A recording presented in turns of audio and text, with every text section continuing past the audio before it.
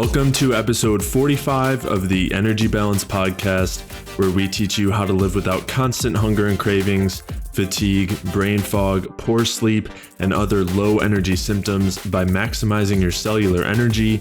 I'm Jay Feldman. I'm a health coach and independent health researcher, and joining me again today is my good friend Mike Fave.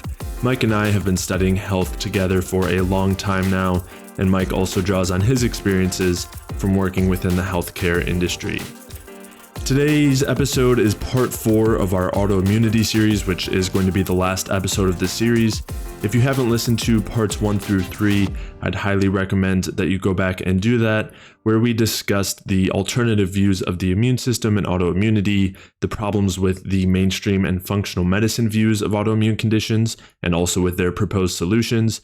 And then we also talked about how you can restore cellular bioenergetics and repair gut health, as well as pro-metabolic nutrition for autoimmune conditions. In today's episode, we will be discussing supplements for autoimmune conditions as well as immune health as a whole. And it is important to emphasize here that these supplements and everything we've talked about throughout this series is not only for those with autoimmune conditions, but this information would also help just for supporting your metabolism as a whole and to specifically support your immune system in any situation that you would need some improved immune function. In today's episode in particular, we will be discussing the best supplements to help protect against and to help reverse autoimmune conditions. We'll be talking about why fighting against ourselves and against our immune systems is not the answer for autoimmune conditions. We'll be talking about how you can use supplements in the context of a systemic bioenergetic approach to autoimmune conditions. We'll be talking about the problems with the term autoimmune disease and also effective supplements that help to support our metabolism and immune function. If you are new to this podcast, then after listening through today's episode, I'd highly recommend you go back and listen through episodes 1 through 7, where we took some time to lay out some of the fundamentals as far as the bioenergetic approach to health and nutrition.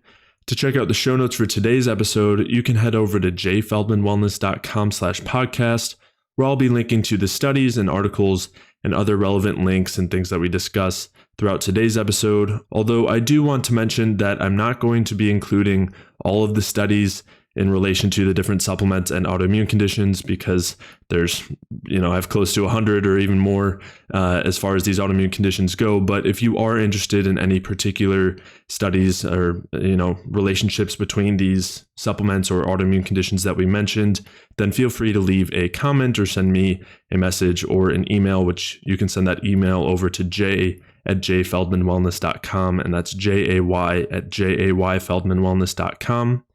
And if you are struggling with an autoimmune condition or any other low energy symptom or chronic health condition, and maybe after listening through the first few episodes of this podcast, you're not exactly sure where to start or how to apply the information that you've been learning, then head over to jayfeldmanwellness.com/call, where you can sign up for a free call where we can talk about your situation in a little more detail, and I'd be happy to help offer you some ideas as far as where to start and, some of the steps that you might want to take to improve these symptoms or conditions. And again, if you are dealing with any of these low energy symptoms or conditions, maybe that is an autoimmune condition, maybe that's chronic cravings and hunger, or low energy, or joint pain, or weight gain, or gut inflammation, or hormonal imbalances, insomnia, brain fog. If you're dealing with any of those symptoms or any chronic health conditions, you can also head over to jayfeldmanwellness.com/energy, where you can sign up for a free energy balance mini course, where I'll explain why these symptoms and conditions really come down to a lack of energy. And I'll also walk you through some of the main things that you want to do to help to restore your cellular energy and maximize your cellular energy production. So again, to sign up for that free energy balance mini course, you can head over to jayfeldmanwellness.com/energy. And to sign up for that free call, you can head over to jayfeldmanwellness.com/call. And with that, let's get started.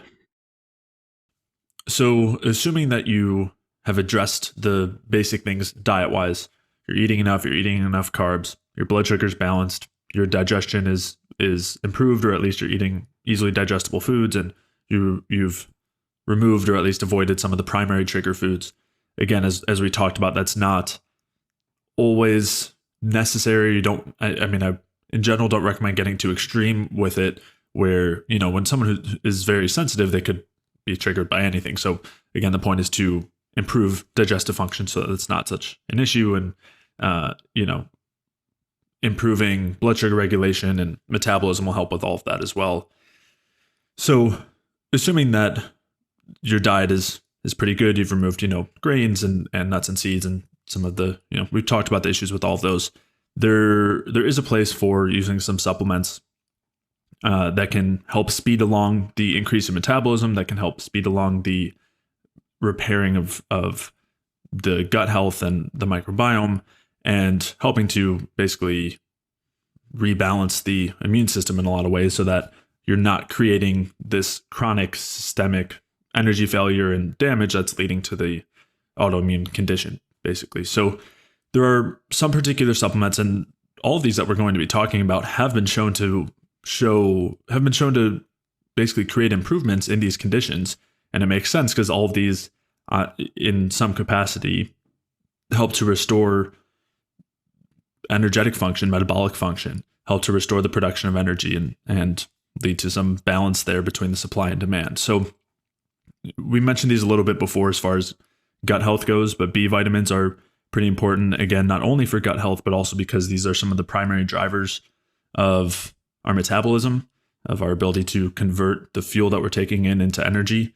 And because of that, these B vitamins have been shown to be pretty effective in improving symptoms in these autoimmune conditions.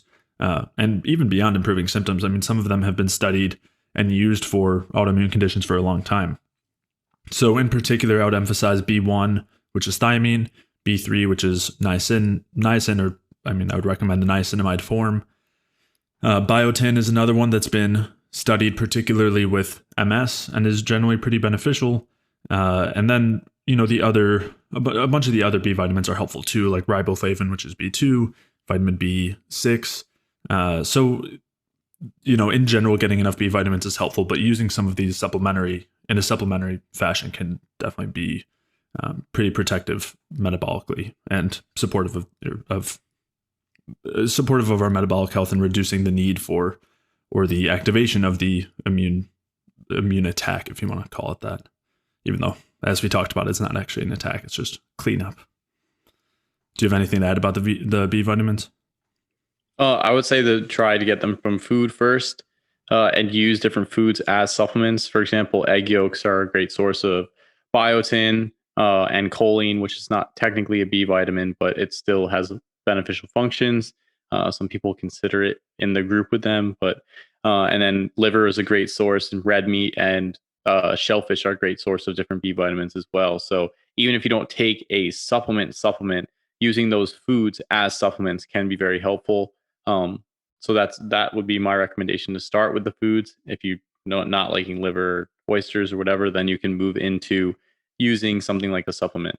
And then some of them can be topically applied. There's topical options if you have digestive issues. I know some people get headaches with different B vitamins, but you could also take them orally. You can put them in your food. You can put them in your juice for the dropper.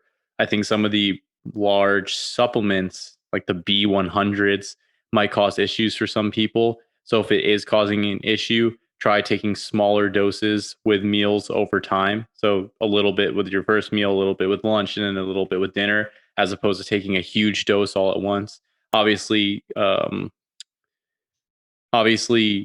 convenience plays a part here. So you have to see what fits and what works for your individual lifestyle as well. But those are all some options and just some general ideas for troubleshooting. And I guess another time we can go over and talk about troubleshooting for supplements at some point.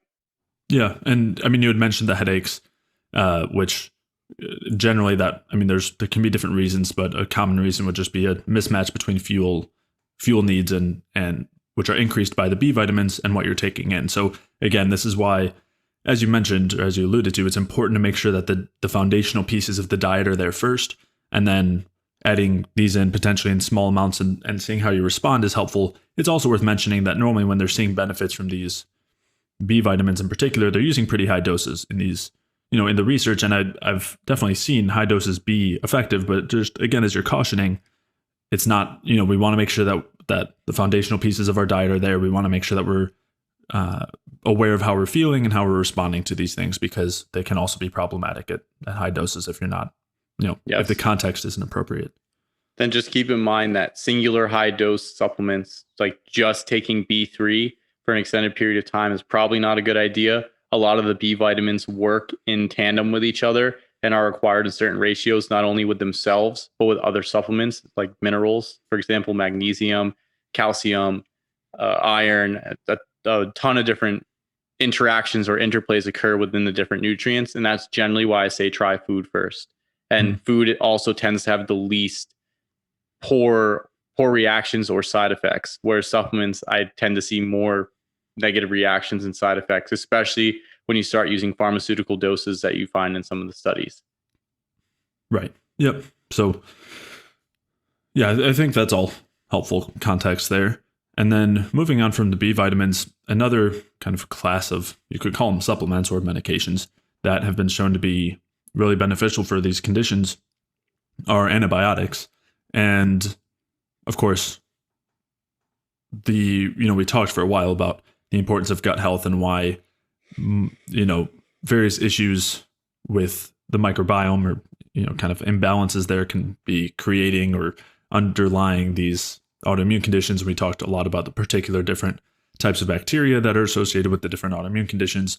So considering that, it's not surprising that antibiotics have been shown to be really effective and protective in these conditions. Of course, this would, I wouldn't want to go that route until other things to address gut health have been addressed. And we talked about a bunch of those. I'll also, refer back to some of the previous episodes we've done, as well as an episode discussing herbal antibiotics or antimicrobials, which would also probably be good to look into. But there's also definitely a place for using particular antibiotics. Specifically, the tetracyclines have been shown to be effective in these conditions. And that's, again, not only because of their antibiotic effects, but they also have some other beneficial effects as well. Yeah, I tend to caution around the use of antibiotics, and I'd like to, as you mentioned, put them as sort of a last resort type of modality. The problem with them is because they can worsen imbalances or create new imbalances, while at the same time, they also can have a beneficial effect. Within the Ray-Peat community in general, the idea is for lower dosages, but in particular for tetracyclines within specific minocycline, they use that very specifically for diseases like ankylosing spondylitis and rheumatoid arthritis, because they have disease modifying capacity as well as also being an antibiotic, and they use lower dosages. As far as gut issues go within the autoimmune field, there's the use of the herbal antimicrobials like oregano oil, monolaurin, which I've seen help people out, and even people without autoimmune diseases. So I tend to stick to those first, especially because the essential oils tend to selectively inhibit the pathogenic species and not necessarily decimate the entire flora like a lot of the stronger pharmaceutical antibiotics can. The other thing is the use of antifungal components can also be helpful depending on what's going on. And with any of the pharmaceutical stuff, whether that's antifungal or antibacterial, I think it would be best to work with a doctor with those and have somebody who's monitoring you while you take them. Some of the antibiotics can be very toxic. Some of them are okay. For example, the fluoroquinolones can have some pretty strong toxicity. Those are some to avoid. They have black box warnings. Same thing with Flagyl is coming out with some toxicity, particularly to mitochondria. So there's no point in taking something to help get rid of your flora while you decimate your own mitochondria. So I would stay away from some of those. And again, I would work with somebody who has some knowledge with antibiotics specifically, and not just create these full bore, all-rounded antibiotic protocols and wipe everything out. I think a lot of people are seeing in some of the Lyme protocols that they're doing with intravenous antibiotics that using too much can also create its own problems down the line. So I would just hesitate and have an air of caution around the antibiotics and stick with the herbal antimicrobials first, and then move down from there. And also, again, if this is within the context of having adequate nutrients and adequate diet set up. Yeah. And I mean, the herbal antimicrobials can have the same effects too. I mean, too high of doses, too many for too long can be just as problematic as excessive antibiotic use. And by the same token, again, the safe antibiotics like the tetracyclines, penicillin would fall in that category, erythromycin. I would argue that those are a lot safer than a lot of other medications, a lot of other supplements, a lot of other foods that people are using either in these conditions or otherwise. So definitely caution there, and I would not just take them, freely without any concern of some of the negative effects, but also keeping in mind that they also have a bit of a bad rap. So I wouldn't, I do think that in some cases that can be warranted, but it kind of depends. So yeah. I would just make sure you look up the correct dosages. And again, I still always caution to work with some practitioner who has an idea of what they're doing.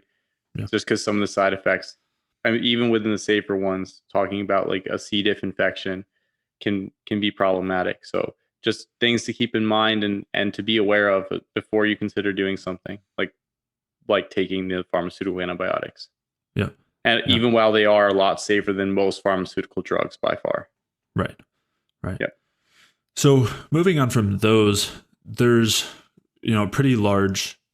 There's a plethora of different pro-metabolic and anti-inflammatory supplements that can be used. Again, and I know we'll probably say it so many times, but diet and lifestyle have such huge importance here in keeping stress down and supporting our metabolism and rectifying these issues that it's so important that that's at least pretty good before using any of these things. But as far as some of these pro-metabolic ones that are all shown to help in these autoimmune states and also in various other situations that our immune system is involved in. I mean, they're pretty much all antivirals as well. And I don't think that's a coincidence. We talked about a lot of these in episode 0 of the podcast when we were talking about coronavirus. But so a few of them would be caffeine, methylene blue, inosine, aspirin, and then the steroid hormones, the pregnenolone and the androgen hormones, and then progesterone as well. Then also we've got thyroid, T3 or desiccated thyroid. So all of these are generally pretty stimulatory to our metabolism and generally have a lot of anti-inflammatory effects. They're generally very good at supporting energy production, preventing energy failures, supporting our structure and rebuilding it as opposed to leading to that deterioration. Again, as long as we have enough fuel, we have the nutrients needed, we don't have anything inhibiting that process of producing energy from the fuel we're taking in, which, as we talked about, can be things like nutrient deficiencies, it can be PUFA, it can be heavy metals, it could be endotoxin. Yep, exactly. So those are all things to consider, but assuming that those factors are generally accounted for, then these pro-metabolic anti-inflammatory supplements can all be pretty helpful. Yeah. I would just add I know a lot of people who have autoimmune diseases are started out, particularly with things like rheumatoid arthritis or ulcerative colitis, or even Crohn's disease. They're given hydrocortisone or prednisone or other synthetic glucocorticoids. I think it's important if you're going to take something like an androgen or like progesterone, to run it by your doctor as well so that you don't have any skewed issues. But it's something important to know is that the DHEA and pregnenolone do have protective effects against some of the negative effects of glucocorticoids and their synthetic analogs. Mm-hmm. So those could be helpful in those conditions. But again, I would still run it by if your rheumatologist or your infectious disease specialist or whichever type of doctor is managing the individual autoimmune disease. And then from there, I would just say that some of the other compounds, again, always watch how you're feeling when you take them, but I have found them to be pretty helpful. And I know that aspirin and pregnenolone specifically used to be standard of care for a number of different autoimmune diseases in the past. And aspirin is still used in, I think it's juvenile rheumatoid arthritis. And I think it's even used within current RA patients is to use aspirin.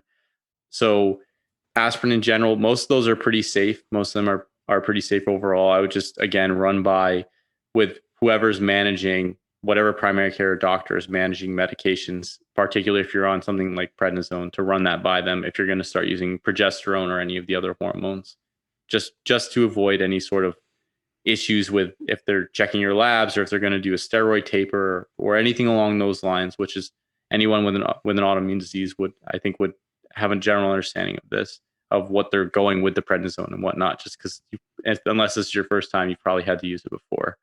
So yeah, just something to keep in mind. And then I think in general, natural desiccated thyroid and T3 are usually pretty safe for people. Obviously, with thyroid, no heart issues or anything like that. I just like to put out for some of the more potent supplements, especially with people who have some of these more serious disease. And if you're in the later progressing stages of some of these diseases, it's just important to, uh, I guess, consult with a doctor about some of the supplements and some of the components just to see if it doesn't interact with what's already going on, especially with people who are on the prednisone, but then also some of the newer, what are the newer disease modifying monoclonal antibody therapies and things that they're using. I think they have a pretty wide range of side effects, and their main effects are discussed in pharma, but I don't think they have been used long enough for a lot of people to see what the wide ranging long term effects are of some of these compounds and how they interact with other things. So just important to, I guess, be vigilant about the interactions of these different components. Yeah. Yeah. And I think it's important to mention, as you did, the interactions with some of the immunosuppressive drugs that are used in these different scenarios. And I think it's helpful to kind of clarify also that it's a little different when you're talking about somebody with an autoimmune condition like Hashimoto's or rosacea or eczema, as opposed to somebody with multiple sclerosis or rheumatoid arthritis. Or UC, yeah. Yeah, or ulcerative colitis, where in those latter cases, they tend to use the immunosuppressive type drugs frequently, and I mean, especially as the disease progresses. Whereas in something like Hashimoto's or rosacea, they're less severe, you could say. The tendency is to just favor symptom management, in which case you don't have as much concern over the interactions. Yeah, of course, talk with your doctor, but it's less of a situation. Another thing I would add too, which you alluded to, is that they used to use pregnenolone in situations like rheumatoid arthritis before using glucocorticoids like the prednisone, whatever it is. So, yeah, it's just worth mentioning that these things have a history with autoimmune conditions. There's quite a bit of research on virtually all of them in these cases, and this also lends support to the whole idea that our metabolism is so tightly regulated to these states, and that they're all very supportive of our metabolism and happen to improve these conditions. So I think that's worth mentioning. Yeah. I think some other beneficial compounds that can be used for the various autoimmune states are the fat-soluble vitamins themselves. This is vitamin D, vitamin A, vitamin K, vitamin E. I guess we'll go one by one, but specifically for vitamin E, when you look at people doing a low linoleic acid diet for MS, then vitamin E has protective effects against the polyunsaturated fatty acids, including linoleic acid, and including some of the inflammatory mediators produced by them and their lipid peroxidative products. So vitamin E functions in like enhancing those pathways in like a protective sense, and then also it also has a host of other hormonal properties such as lowering estrogen and things along those lines. Vitamin K, vitamin D, and vitamin A function together not only in calcium metabolism, but they also function in immune function. Vitamin A has a pretty potent effect in barrier defense. So that's in the gut, that's on the mucous membranes, that's on the skin. And then also vitamin D has an interplay with vitamin A there. Both of those together have a synergistic effect. And then vitamin K also plays into that. This is almost like a trifecta, I guess, if you want to call it. Vitamin K plays into that, not only for building bones and protecting bones in diseases like RA, but also any of the inflammatory conditions which have a negative impact on the bones. And it helps to lower inflammatory hormones like parathyroid hormone. And then they also all function together, as I said previously, in immune function. So all the fat solubles have a host. I mean, it's beyond this general statement about them to talk about all the things that they do. They have so many effects in so many different ways. But it's just the important thing to keep in mind is that the three of them tend to function best together. And having enough of all three together is important. You can get them in food, but in a lot of these states, they can also be used as, I guess, modalities or as supplements to help deal with the states overall. The other thing that's going to be important is when you're using vitamin D, vitamin K, and vitamin A, to make sure that you have adequate calcium and magnesium intake, because they alter those pathways and they require a higher intake of those minerals to go with them.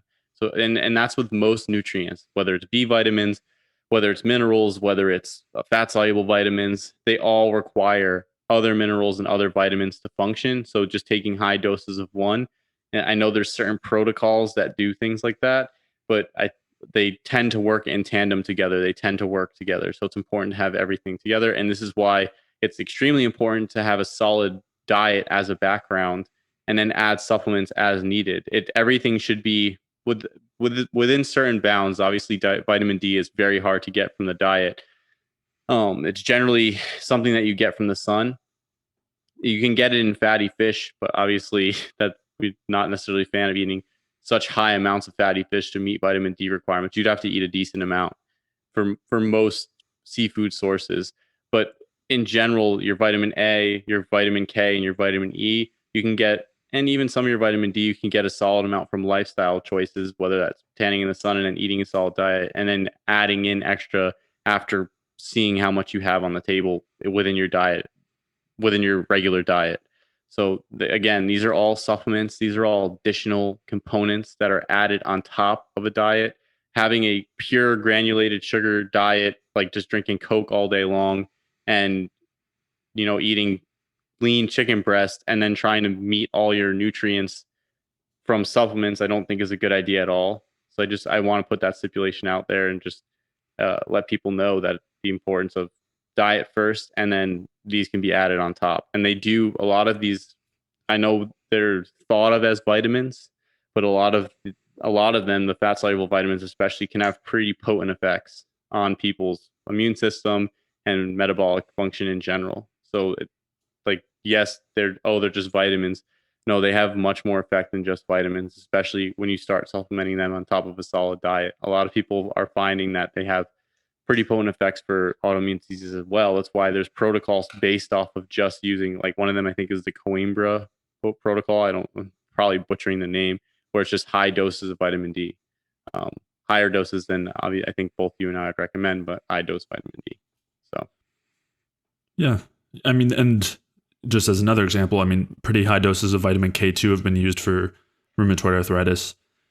So, yeah, I mean, we're talking about levels beyond what you would be able to get reasonably from diet or, sunshine when it comes to vitamin D. There are places for those things, again, as long as they're used in context. But in a situation where you're in potentially a relatively severe condition, that might be a situation where you would want to be looking into higher doses on top of an already good lifestyle. So, yeah.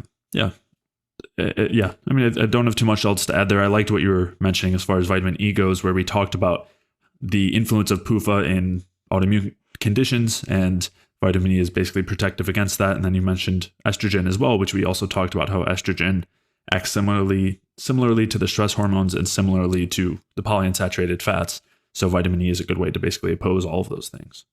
Yep. And even vitamin A and vitamin D have functions in lowering estrogen, affecting the metabolism of cortisol, and then also upregulating androgens. And vitamin K has pretty positive effects in general on metabolism, especially by affecting the electron transport chain and different, I guess, more in-depth topics for the different components. But there's a lot of benefit to these vitamins in general. And not only the fat solubles, but the V vitamins, and then also having adequate minerals. I know I'm repeating it, but I think it's really important to make it clear that things need to be used together.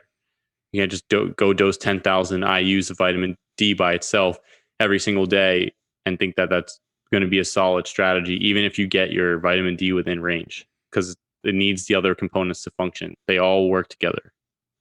Sure. Yep. Yeah.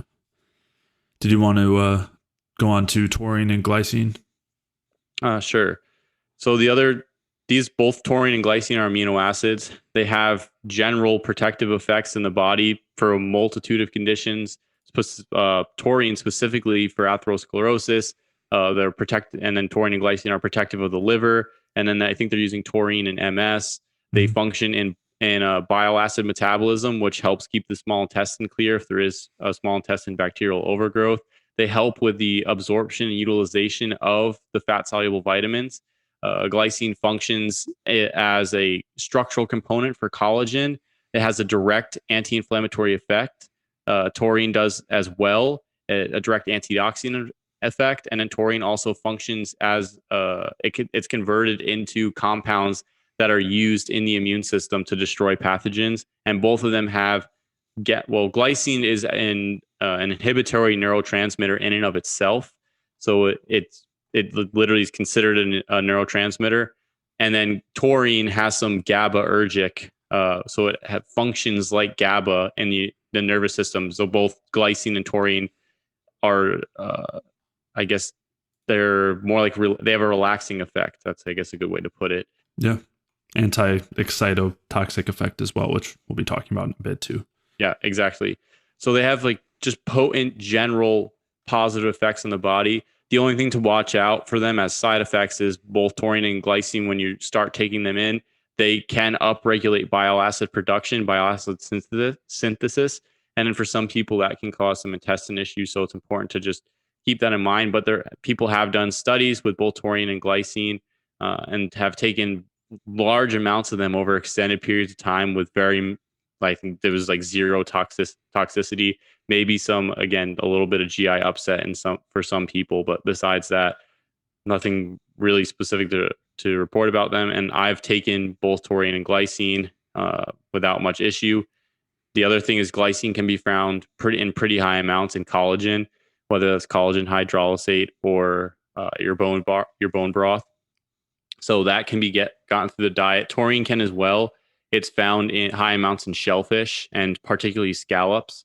So those are good sources. But again, if you can get a pretty potent beneficial effect from using them as supplements, and you can buy them as pure powders. And I would say when taking them, probably best to take them at night because they do have such a relaxing effect, especially when you start taking them, you can sort of be a little out of it. They do have a pretty, at least for me, they have a pretty potent relaxing effect. So I tend to take them at night. So, and again, the other thing is glycine has been shown pretty specifically to help people with sleep. Mm-hmm. Yep. Yeah. And I've seen taurine help with that too. Yeah. I guess you want to mention the taurine was specific for MS. Did you want to talk about that or? Yeah. I mean, I would just, there's just some interesting studies showing taurine being effective for remyelination in MS. And I think it was in combination with thyroid hormone as well with T3, that the combination of those was not only protective, but regenerative, which is, again, something that we talked about as a possibility and something that isn't really acknowledged as a possibility in most of the mainstream. Yep. Yeah. Along with those, a couple of our other pharmaceutical compounds that might be worth looking into for these conditions would be adamantane and its derivatives, which also includes amantadine. And these are pretty interesting, unique compounds. They're used in general as antivirals and have been for a while, and then also have been used in Parkinson's, which is interestingly now being classified as an autoimmune condition.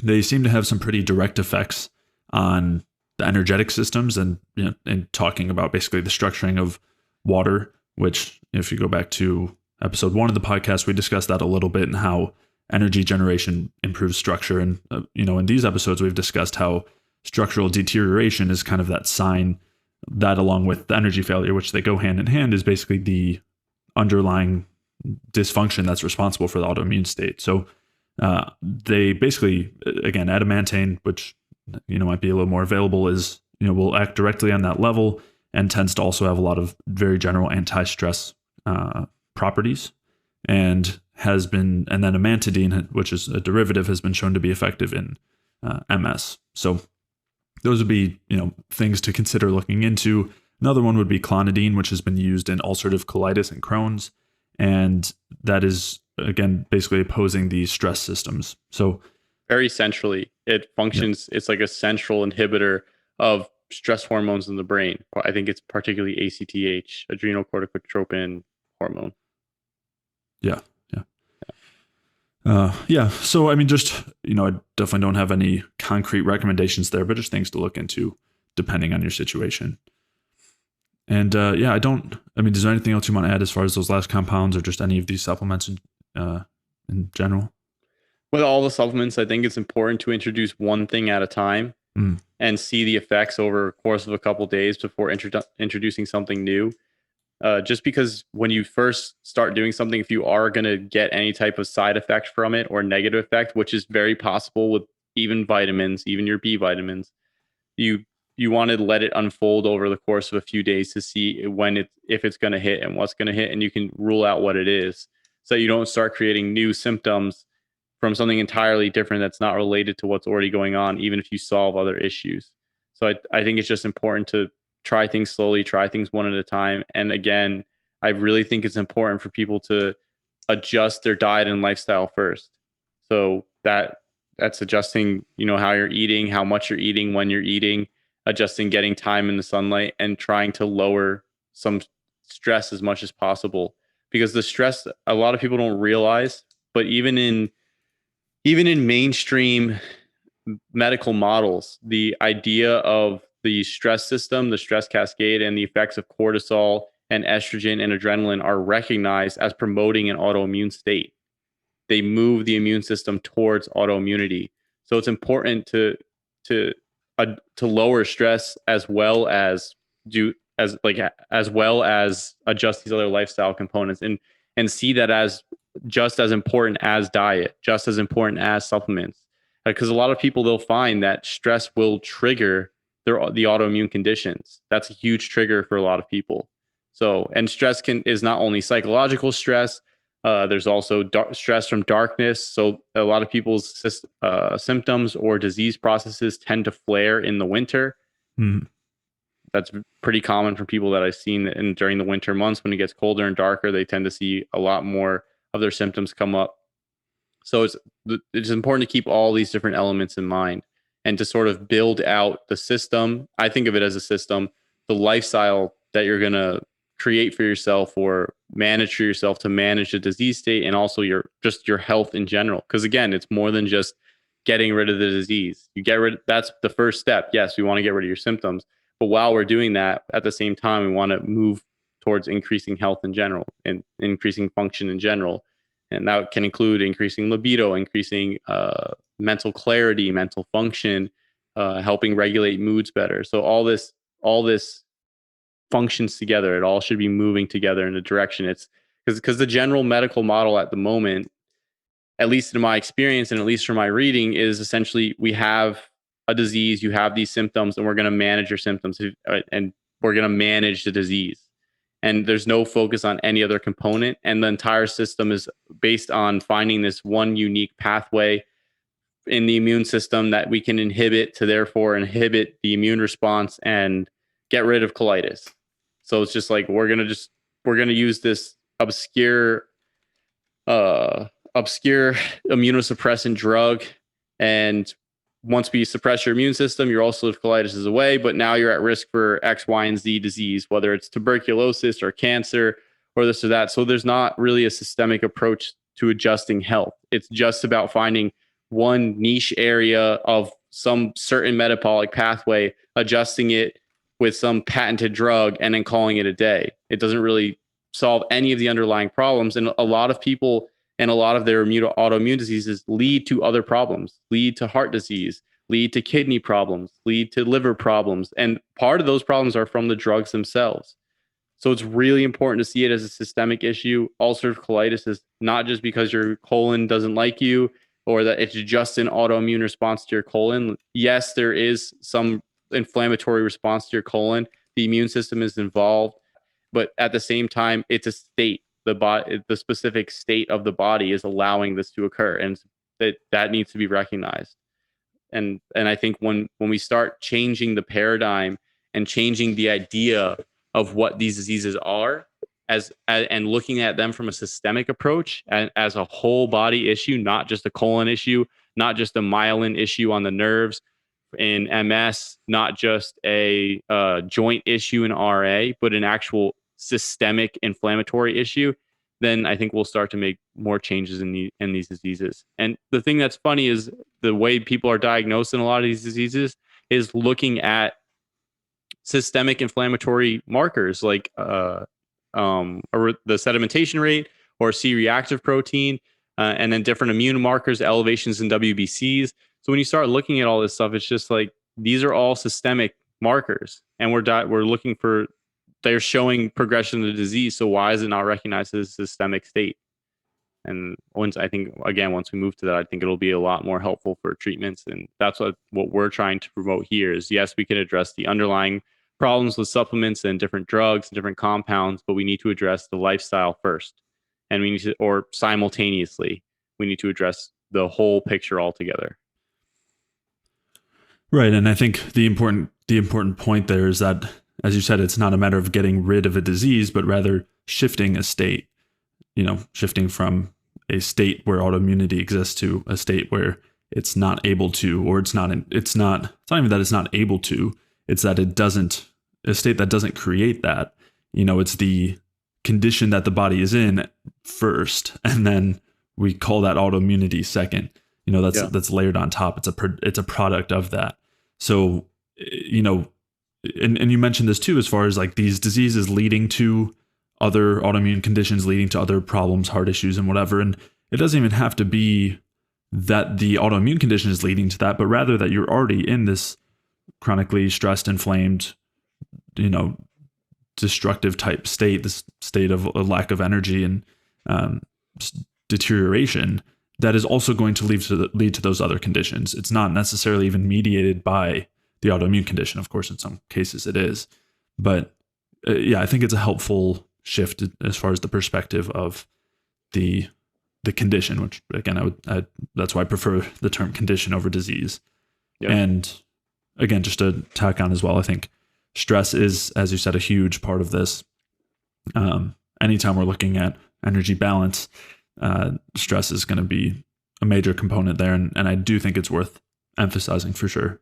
Just all, again, as you said, there's emotional components, there's social components, rest and relaxation, and there's a lot to all of that community, but it's definitely worth mentioning as a pretty major factor. Yeah. And I think something that comes out of listening to what you're saying there as defining it as a state, or like a state or a condition within the context of life. I think getting out of the language of making it a disease, or like this is autoimmunity, so it's your immune system attacking yourself. Like, I think the premise of that is problematic because it sets you up towards certain, what do I want to call them? Certain preconceived notions about what that means. Mm-hmm. And it's just like you have an inflammatory condition, or you're in an inflammatory state. It's manifesting in this certain way. The thing is, in every single chronic disease state and in every single state in general, the immune system is involved. So that's why they can start playing around with definitions of, Parkinson's is now moving towards being defined as an autoimmune disease, whereas before it was this pathway where you have destruction of certain areas of the brain. It's like you can play around with the definition however you want, but at the end of the day, it's a systemic state. And while we talk about one particular pathway, it's the destruction of these particular neurons in the brain, that's still, yes, there's destruction of these particular neurons, but there's other things going on simultaneously as well. And just looking at it as, we found it, it's this one pathway. Once you stop that, for example, we just give you an excess amount of dopamine, and think they inhibit some acetylcholine, and then basically you're all set to go. I don't think that really, we see it. It doesn't solve the problem. It just manages the disease going forward for a period of time while it progressively gets worse. And that's because it's not just one pathway. And getting cubbyholed into one pathway with one treatment process and not recognizing it as a systemic state just completely eliminates any sort of, rational thought about, maybe there's a lot of other things going on. And you start seeing, there's an autoimmune component. The next response from a modern medical standpoint then is, okay, we need to find whatever point in this immune pathway that we can inhibit to stop that process. And bam, we stopped Parkinson's disease. you have to start looking at all these other things. It's not just this one obscure pathway. I think that the research and this idea is a huge detractor of trying to figure out what's actually going on. They're just looking for these silver bullets, and there will never be silver bullets for any of these things. It's always going to be a systemic solutions because you have a systemic problem. Right. I mean, when we talk about reductionism in conventional medicine, that's what we're talking about, reducing this complex system that is greater than the sum of its parts to just being individual pieces that need to be addressed separately. And I agree, as far as the terminology of even autoimmunity gives you this notion that your body is fighting against itself. And then, of course, you have to then fight against your body, which is something that we talk about all the time, as far as it being basically a very common narrative from the mainstream, and also being basically the exact opposite of what we want. And, instead we want to be preventing not our own immune system from attacking itself, but preventing degradation. And you made that comparison with Parkinson's, which I think is great. So we want to prevent that degradation by supporting the energetic level of function. We don't want to stop our immune system from functioning, as if that's become the problem in Parkinson's. So. Well, everything is as complex as they like to make it, with all this jingoisms and lingo and medical terms, and these different pathways and proteins and all this ridiculousness that the research can get into. The underlying premise is still the immune system is the enemy. We have to stop it. Or right. Like for cancer, it's like cancer is the enemy. We have to kill those cells. We have to radiate them. We have to poison them. We have to do all this. And then we can save your body from itself, from these cancerous cells, or from your immune system, which is just attacking you. It's like the premise of it underlying it is still simple. It's still this idea of you versus some enemy. And regardless of how unique or complex or whatever new terms are created to describe it, at the end of the day, it's still the same exact premise is being put out there. And I think that premise is the problem. It's like it's as if that I feel like the underlying assumption is as if your body is always trying to work against you, and you just need to use the right combination of drugs to basically put your body into submission. Like you were just born with this autoimmune disease. It has nothing to do with, all of your lifestyle factors, your stress, poor diet, lack of nutrients, exposure to radiation, exposure to pollutants. None of those things are involved. It's literally just, your immune system just attacking you. And it's the same thing with infections too. It's like, there's just this bacteria. It's attacking you. So we just need to kill it with all these antibiotics, instead of recognizing, well, you technically shouldn't have gotten the infection in the first place. Your body should be able to handle staph bacteria, which lives on your skin in general. Right. And then the other thing is like, now the bacteria is becoming resistant to our attacks. We're getting these they're strong. They're getting stronger. We need to find better weapons to kill them with, which is the whole new narrative. And it's just like, well, the bacteria have been resistant for years. For decades, it's been known that certain bacteria are resistant to antibiotics. Some of them, just by the nature of their structure, they're resistant to certain antibiotics, and others they've been resistant for they may have even been resistant before we even determined that they were resistant. It's just that we've now have more technology and more testing to look at these different things. So, and like I've seen studies where they basically culture bacteria. I think it was from like a container of flowers, and most of the bacteria in the flowers were resistant to antibiotics already. And it was just like, we have a problem with all these bacteria being resistant. And this is not, I know there's bacteria involved in I think a lot of the autoimmunity with some of the molecular mimicry.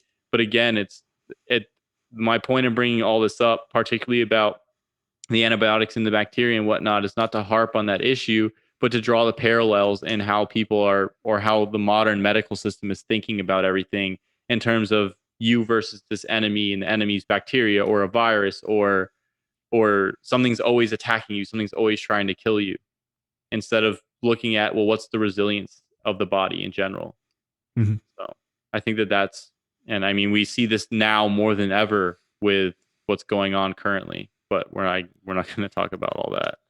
Yeah. And that's why I think the bioenergetic view creates such illumination, and creates this cohesive view that does not involve your body fighting against itself or you needing to fight against your body. And we talked about that a ton in terms of weight loss, but it's the same thing here with autoimmunity and our immune systems, as we talked about with all these alternative views of our immune systems that don't involve our bodies attacking themselves. They don't involve our bodies even killing pathogens, but rather just trying to maintain structural integrity and the production and sustained energy availability. So and I guess it's helpful to see the body as like a series of components all in quorum with each other, and so the immune system is trying to with all the other systems as well, trying to maintain this quorum, trying to maintain the structure, trying to clean up any issues with whatever's going on, and moving into a deranged state. Because in a lot of the autoimmune states, they find derangement in the immune cells themselves, which I think goes back to the state of the body, that if the cells don't have the capability to do what they need to do. Yeah, exactly.